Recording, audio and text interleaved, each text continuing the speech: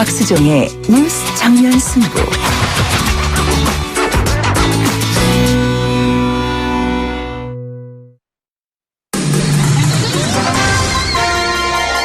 정면 스포츠. 네, 오늘 하루 동안 스포츠계에 어떤 일이 있었을까요? 스포츠 정면 승부 중앙일보 박민 기자입니다. 안녕하세요. 네, 안녕하세요. 요즘 여자 프로농구에 슈퍼루키가 있다면서요? 네, 그 KB스타스의 신인 센터 박지수 선수인데요. 네. 그 19살 박지수 선수는 올 시즌 그 신인 드래프트 1순위로 KB 유니폼을 입었고요. 네. 부상 여파로 그 1월 달에 뒤늦게 가세했는데, 최근에 한 경기에서 그 홀로 30점 21리바운드를 기록하는 등 네. 그 여자농구 판도를 뒤흔들고 있고요. 네. 그 꼴찌였던 KB는 13승 19패로 그 3위까지 올라섰습니다. 지금 더블 잘하면 트리플 더블급 활약을 할 수도 있겠습니다. 아, 네, 그, 최근에 그 19일 날 그 예. 하나은행전에서는 또 예. 말씀하신 대로 13점, 11어시스트, 9리바운드로 예. 또 리바운드 1개 모자란 트리플 더블급 활약을 펼치기도 했습니다. 이 돈 이야기를 해서 죄송한데 이런 신인분들은 보통 얼마 정도의 드래프트 됩니까?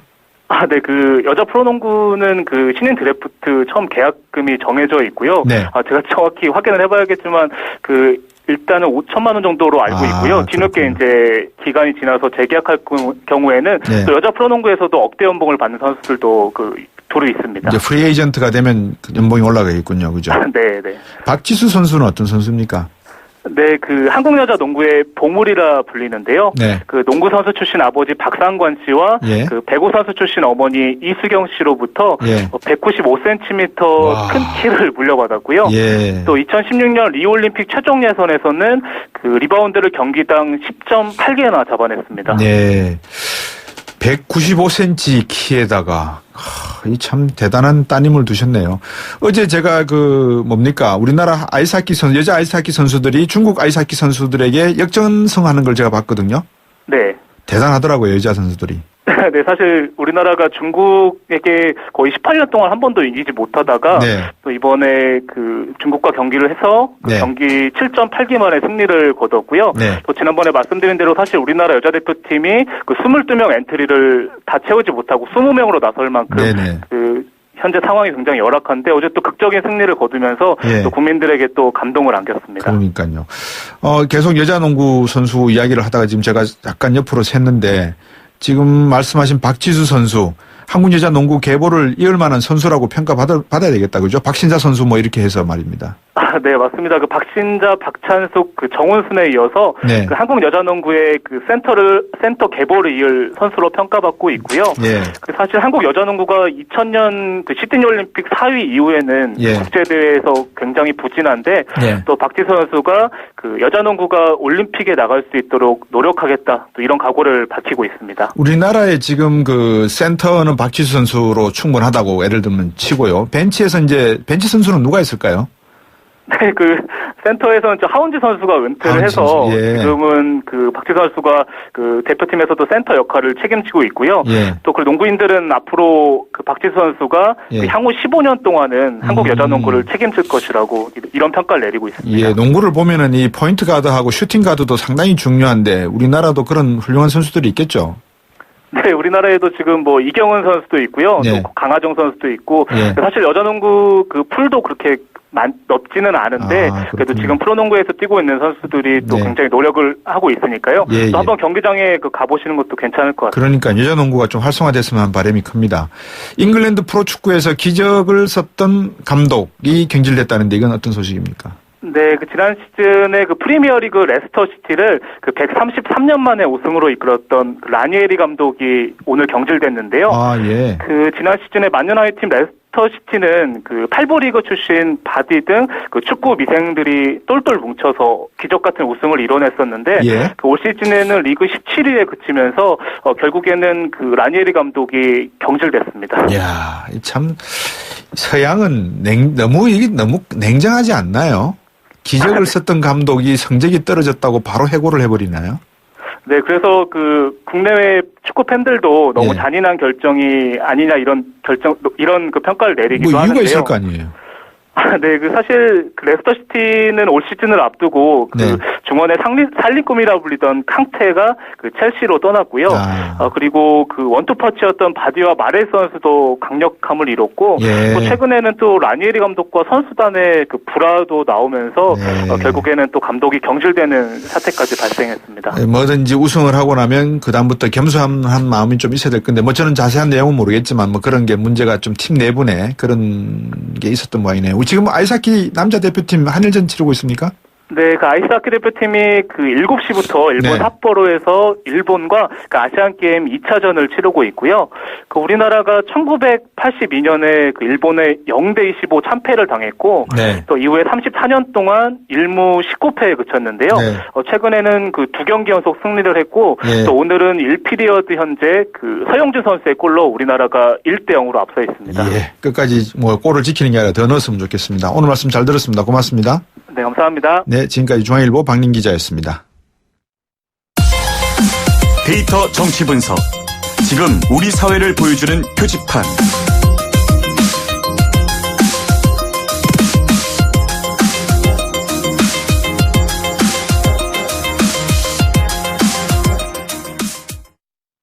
네, 콘텐츠와 데이터로 정치를 분석해보는 시간입니다. 이 빅데이터가 정치 분석에도 쓰이는 겁니다. 디지털 콘텐츠 전문가죠. 이규찬 기자입니다. 안녕하세요. 네, 안녕하세요. 자, 오늘은 어떤 주제입니까? 네, 오늘은 최근에 중도 전략을 선택한 정치인 행보가 연일 논란이었잖아요. 네. 그래서 한국 정치에는 중도는 없다 이런 말도 나오고 있어서 예. 제가 오늘은 진보냐 보수냐 양자택일 거부하는 사람들 중도 유권자에 대해서 한번 이야기해 볼까 합니다. 예, 중도 유권자에 대해서요. 네, 그렇습니다.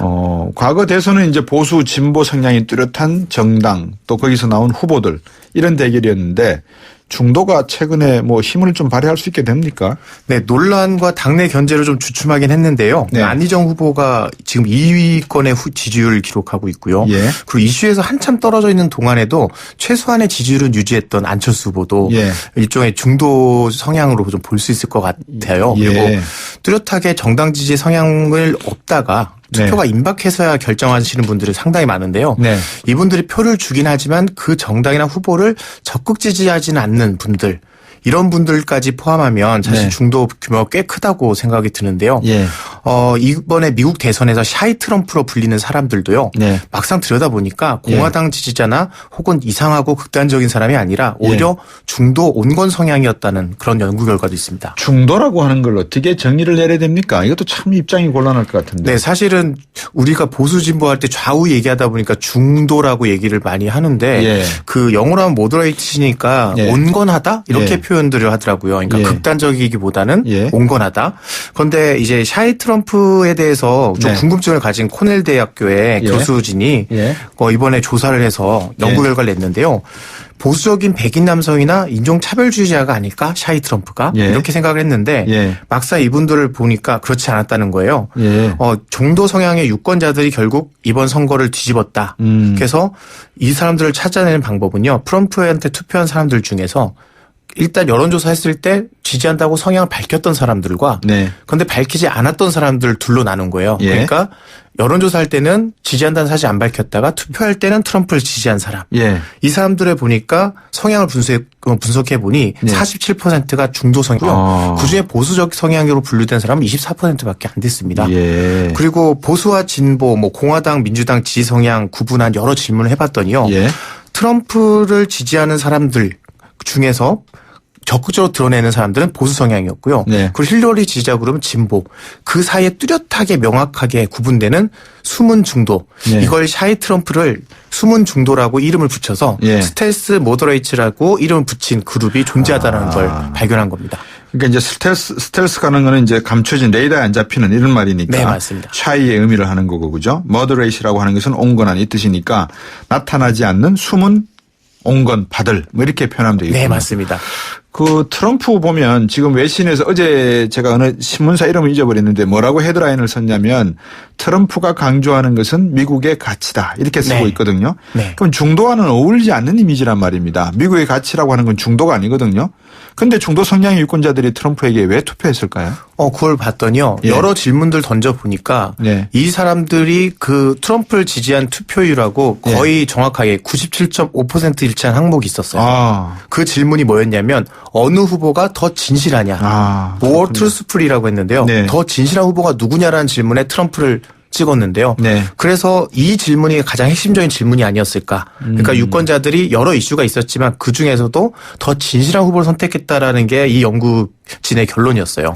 더 진실하다는 것은 무엇을 말하는 걸까요? 그러니까는 말을 함에 있어서 거칠었고 투박했고 직선적이었고 자극적이었는데 그거를 진실하다 이렇게 평가한단 말이에요. 네, 사실 이 트럼프에 대해서 진실하다고 얘기하면 예. 거부가 확 드는 분들이 굉장히 많은 텐데요. 예. 사실 이게 어떤 의미냐 봤더니 예. 팩트는 좀 엉터리거나 허술할지라도 예. 그는 진심으로 얘기했다. 그러니까 he really mean it이라는 표현을 있더라고요. 예. 그러니까 진짜 그렇게 이 사람은 생각하고 그렇게 그 생각하고 감정을 갖고 있는 걸 얘기했다라는 거예요. 예. 그러니까 불법 이민자 이슈나 뭐 월가 금융자본에 대한 이슈 얘기하면 예. 우리가 한국의 대기업 정책 물으면 항상 후보들이 뭔가 두루뭉술하면서 정답 같은 걸 얘기하지만 네. 막상 집권하거나 하면은 그다지 거기에 대해서 적극적 의지를 안 보이잖아요. 예. 그러니까 이건 진실하지 못한 것이었고 오히려 극단적이거나 혹은 뭐 허술한 이야기더라도 이 사람이 얘기하는 거는 뭔가 액션을 하겠다라는 진실성으로 보였다라는 얘기였고요. 예. 오히려 정반대로 힐러리가 덜 진실해 보였다라고도 해석이 가능할 것 같습니다. 예. 그러니까 이제 대권 그 후보 이렇게 뭐라 그럴까요? 이렇게 논쟁할 때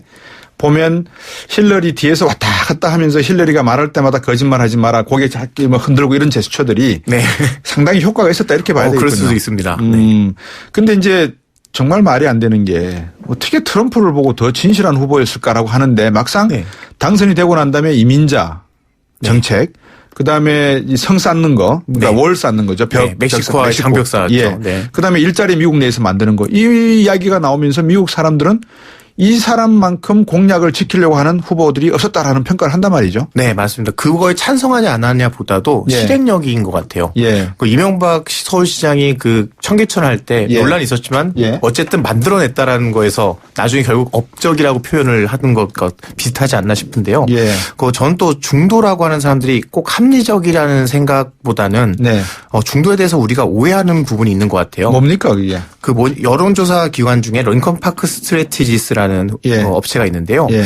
2012년에 41%, 2008년 44%가 중도 성향 유권자다라고 분석을 하면서 예. 이 사람들의 기준이 진보와 보수 사이에 있는 사람이 아니라는 거예요. 그럼 뭡니까? 그러니까 이 사람들은 이념 투표를 하지 않거나 예. 이념 투표라는 그 한 가지 기준에 대해서 거부하는 사람들. 그러니까 여러 가지 이유를 가지고 투표를 하는데 그때 상황이나 어떤 이슈에 맞춰서 그때는 이런 선택을 하더라도 그걸 너는 진보냐 보수냐라고 하는 질문으로는 자기가 스스로가 답이 나오지 않는 사람들을 얘기한다는 거예요. 그러니까 사실 이 사람은 한 집단이라기보다는 오히려 더 다양한 사람들의 그 보수나 진보에는 분류하기가 힘들기 때문에 분류 불가능 혹은 미분류된 상태라고 하는 게 맞다는 거죠. 어떻게 보면 상당히 리버럴한 사람이기도 한 것 같고 과거로 치면 집시와 같은 성향을 가진 네, 그럴 수도 있습니다. 예, 노마드적인 그런 유권자들 같기도 하네요. 네네. 국내에서 사실은 그런 중도 유권자 성향이 좀 그런 두드러진 성향들이 보여요. 예, 연령대는 어떻게 됩니까? 말씀 계속해 주십시오. 네네. 우리나라에서 1990년대까지 발표된 논문을 보니까요. 예. 우리나라에서 보수와 진보를 가르는 기준들은 거의 퇴일적이었고 네. 그게 실제 조사에도 맞췄습니다. 예를 들면 젊은 사람들이 좀 진보적이다. 그렇죠. 나이 든 사람은 좀 더 보수적이다. 예. 그런데 그게 바뀐 계기가요. 2003년 조사부터 바뀌었습니다. 아, 그래요? 20대보다요. 30대 후반이 더 진보적인 성향을 보였어요. 그래서 2003년이면은 아시겠지만 딱 노무현 대통령 당선된 그 직후잖아요. 그죠. 그런데 지금 딱 13년, 14년 흘러서 그분들이 지금 40대 후반에서 예. 50대 초반이에요. 예. 최근에 조사해 보면 50대 초반에서 진보적 성향이 많이 보이는데 예. 소위 386, 486 하는 그 세대들. 예. 그러니까 그분들이 그 당시에 진보적인 성향을 보였던 분들이 20대보다 훨씬 더 진보적이었고 예. 여전히 진보적 성향을 보인다는 건데요. 예. 그러다 보니까 이게 진보 보수라는 느낌보다 한 세대를 통칭하는 그 사람들을 분류하는 기준이 좀 다르다. 그래서 최근에 들어서 젊은 사람들이 상대적으로 더 보수적인 느낌이 드는 것은 이 사람들은 오히려 그때 세대인 그 486 세대와 오히려 갈등 관계에 있는 세대다 보니까 오히려 상대적으로 혹은 반발성인 보수 성향을 띠지 않느냐라는 그 의문도 가질 수 있을 것 같습니다. 근데 지금 이런 말 하는 게 상당히 조심스러운데요. 40대 후반이나 50대 초중반, 옛날에 386 그 네. 세대들이 진보적이라고 하는 것은 자기의 이 생활 관계상에서 더 이상 자유롭지 못하게 된 이상 보수적으로 바뀔 수밖에 없다는 것도 절박함이 있거든요. 사실은. 네, 지금 그렇죠. 뭐 4.5정 이야기가 옛날 이야기가 아니지 않습니까? 그런 점은 어떻게 해석해야 될까요? 그런데 그 생각보다는 그 진보 보수의 가치가요. 예. 저는 여기서 좀 구분하는 게 권위주의적 진보라고 분리를 하더라고요. 예. 그러니까 상대적 가치로 내가 무언가를 가져야 되는 그 방법 중에 하나가 이 네. 진보의 선택이고 정당의 예. 선택인데 예. 그것이 과거의 젊은 시절의 그 진보적 성향과는 좀 다른 식으로 보여진다는 거죠. 예. 그러니까 보이는 거는 진보 보수로 구분하자면 진보 성향에 있으나 네. 그 성향은 권위주의적 진보라고 해서 예. 요즘에 갖고 있는 사람은 상대적으로는 더 중도나 혹은 보수에 가까운 젊은 사람들은 오히려 권위를 거부하는 그래서 권위주의나 집단주의에 반발하는 젊은 사람들은 성향을 보수로 나오면 오히려 더 이분들보다는 오히려 더 중도에 가깝다는 얘기가 됩니다. 그 말씀할 때 제가 고개를 끄덕끄덕거린 이유가 안희정 후보가 말이죠. 20%에 가까운 지지율을 얻고 있다가 중도 전략이 먹혀들었다 이런 이야기를 했거든요. 네. 그게 그런 식으로 이해를 해야 되나요? 네, 그럴 수도 있을 것 같습니다. 예. 그리고 사실 우리나라에서 정통적으로 중도 성향이 충청도잖아요. 네. 그런데 충청도 표심을 쭉 그 여태까지 선거를 결과를 보니까요. 재밌는 게 예. 항상 이겼어요.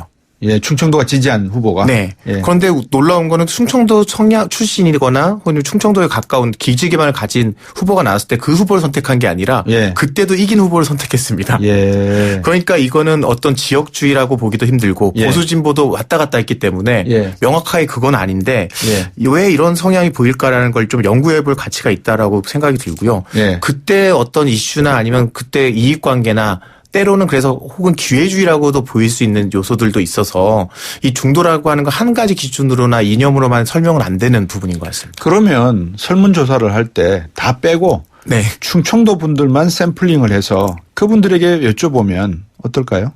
저는 그게 좋은 방법이라고 생각합니다. 예. 사실 지난 선거에서 제가 박근혜 대통령이 당선됐던 당시에 예. 20대 지지율을 보면서 제가 좀 놀랐던 게요. 예. 당연히 문재인 후보가 더 지지율 많이 나왔는데요. 예. 그 이전까지 투표 성향을 보다 20대 투표가 예. 박근혜 후보를 지지한 표가 상당히 높았다는 거예요. 이전보다. 예. 그런데 이런 변화들이나 이 변화 요소의 포인트들이 예. 저는 당락을 결정지을 수 있는데 노무현 대통령 당선됐을 당시에 예. 두 후보 표차가 50만 표였는데요. 예. 충청도에서만 25만 표 차이가 났거든요.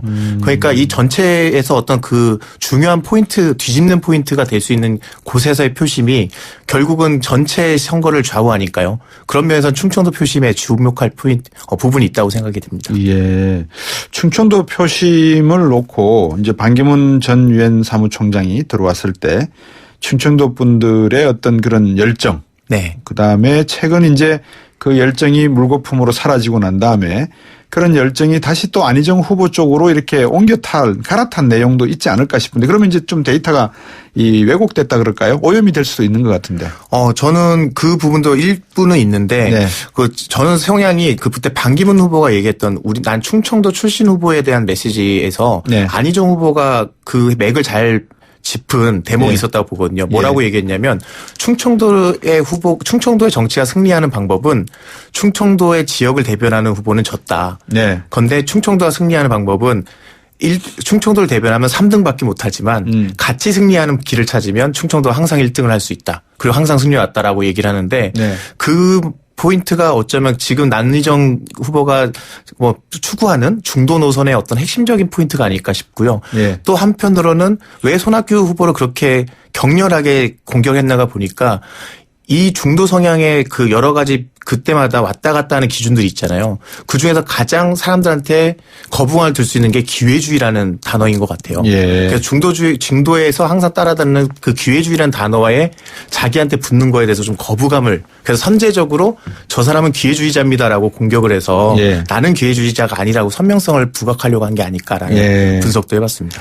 지금 안희정 후보 지지율 상승도 상승이지만 충청도 표심이 여론조사를 해보면 정말 그 중도적 성향을 나타내고 있나요? 왜냐하면 호남 분들이 많은 정치하시는 분들 말씀을 들어보면 호남 분들이 상당히 전략적으로 투표를 하신다. 예를 들면 승리할 수 있는 후보를 지지하는 경향이 있다라고 말씀을 하시는데 지금 충청도가 그랬다는 거 아니겠습니까? 네. 그렇죠? 그 2002년, 2007년 매번 조사를 했을 때요. 네. 대선 직전 3개월 전 시점에 보면요. 예. 중도와 보수와 진보가 거의 비슷한 정도의 성향이 분류가 나왔습니다. 네. 그러다가 맨 끝에 갔을 때 예. 결정적인 표심이 움직였는데 그게 중도와 보수 진보의 성향이 바뀌었다기보다는 네. 원래는 그 정도의 성향을 가진 사람들이 예. 그때 전략적 투표를 했다라고 보는 게 맞지 않을까 싶습니다. 그러면 지금 중도가 원하는 메시지는 뭡니까? 저는 거기서 지금 그게 드러날 기회가 없었다라고 생각이 좀 들거든요. 예. 탄핵 정국이 너무 오래 지속이 되면서 예. 사실은 그 중도에서 지금 보수냐 진보냐 네 편이냐 내 편이냐라는 이 싸움에서 다른 얘기가 나올 틈이 없었기 때문에 네. 어떤 면에서 그냥 안희정 후보가 얘기했던 나는 그 양쪽의 어느 쪽도 아니다라고 한 그 메시지만 지금 보였고요. 네. 실제로 중도 성향의 유권자들이 뭘 가지고 판단하느냐가 지금 아직까지는 네. 보일 만한 기회가 없었고 네. 사실 그걸 빨리 찾아내고 그 이슈를 선점하는 후보가 유리해지지 않을까라는 생각도 듭니다. 그러면 샤이 보수도 있지만 네. 지금 탄핵 정국이 오래 가면서 결국 샤이 중도가 더 많아질 수도 있고 많아졌음도 봐야 되는 거 아닌가요? 네, 사실 그 최근에 그 안희정 후보가 논란이 됐던 발언들 중에서 네. 그 후보의 발언을 보면 도대체 무슨 얘기야 혹은 진보 쪽에서는 배신감도 느끼고 이런 여러 가지 표현들이 나왔는데요. 네. 어떤 면에서는 안희정 후보는 그 욕을 먹으면서도 꿋꿋하게 자기가 생각하는 바를 얘기한 걸 보면 예. 그게 트럼프가 논쟁에도 불구하고 여러 논란에도 불구하고 예. 꿋꿋하게 자신의 생각을 얘기해 가면서 어느 순간 더 진실한 후보다라는 그 이미지를 거둬간 것에서 예. 이것도 전략적으로 맥이 다 있지 않을까라는 생각도 좀 그 들었어요. 부분에 있어서 얼뜻 생각이 들기에는 저는 뭐라고 표현할까 하여튼 얼뜻 제 생각을 했습니다. 트럼프는 모든 방송이나 글을 써옴에 통해서 그 일관되게 그런 모습을 보여왔거든요. 맞습니다. 근데 안희정 지사 같은 경우에는 일관된 게 아니고 어느 순간에 좌측 깜빡이 놓고 우측으로 가는 신호를 지금 보이고 있다라고 일부 사람들은 생각할 수도 있는 문제거든요. 네. 그래서 이 과정에서 그 메시지가 더 분명해지고 얼마나 더 사람들한테 이 사람이 갖고 있는 생각이 어떤 생각이고 더 진실한 생각이다라고 네.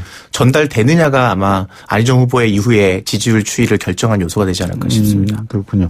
그 안희정 후보 말고 문재인 후보라든지 다른 대권 후보들 가운데서 이 중도적인 색깔을 그러니까 이렇게 좀 칠하려고 하는 그런 노력들은 어떻게 나오고 있습니까? 제가 중도라는 키워드 가지고 한번 빅데이터 분석을 해봤을 때요. 네. 가장 많이 나왔던 거는 결국 안철수 후보였습니다. 예. 그러니까 안희정 후보가 지지율 상승하기 직전까지는 네. 안철수 그다음에 유승민 두 사람이 가장 연관성이 높게 나왔었거든요. 그런데 예.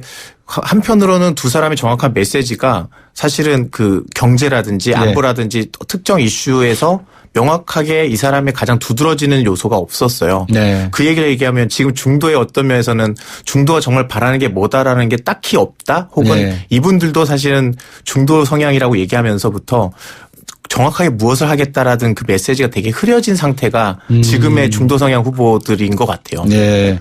그러면 이제 결국은 안철수 후보나 유승민 후보 같은 사람들은 중도를 표방하는 것 중에 하나가 안보는 보수, 경제는 진보 이 두 개를 합치면 0 이렇거든요. 그러니까는 그렇죠. 중도가 되는 거죠. 이제 그러다 보니까 간혹 가다가 이제 그 말 실수를 하고 뭐 짐승맛도 못한 이제 이거는 중도의 표현이 아니란 말입니다. 네. 그 맞습니다. 유승민 의원 같은 경우에도 뭐 박근혜 대통령이 하야 문제를 언급할 때마다 알아서 하시라 뭐 이렇게 나온 거 보면 결국 중도라고 하는 이 헤게모니를 누가 잡아가느냐가 결국 향후 대선의 중요한 싸움이 되겠군요. 네. 아젠다에. 저는 한국에서 그 20, 30대 좀 젊은 중도층에서 그 두드러지는 성향 중에 하나가 반집단주의거든요. 그러니까 여기서 포인트를 좀 잡아가면 그렇네요. 저는 그 얘기하는 공약이라든가 아니면 그 메시지의 어떤 톤 같은 거를 거기에 좀 맞춰주면 어떨까라는 생각이 좀 들었습니다. 반집단주의. 나 혼자 있게 내버려둬. 패거리나 이런 걸 짓지 않고 상대방을 뭐 너는 누구냐라고 명확하게 요구하면서 구분짓지 않는 그런 모습도 좀 필요하지 않나 싶습니다. 독립된 인격체로서 각자. 네, 그렇죠. 예. 오늘 말씀 잘 들었습니다. 네, 감사합니다. 네. 데이터 정치 분석의 이규창 디지털 콘텐츠 전문가였습니다. 이곳은 유치원입니다. 부모님들이 굉장히 환호하고 있는데요. 네, 출산을 앞둔 산부인과에서도 환호성이 이어집니다. 임산부, 만 7세 이하 자녀가 있다면 악사가 자동차 보험료를 깎아주기 때문인데요. 악사 마이 키즈 할인 지금 확인해보세요. 1566 악사 다이렉트. 가입 시 유의사항을 확인하세요.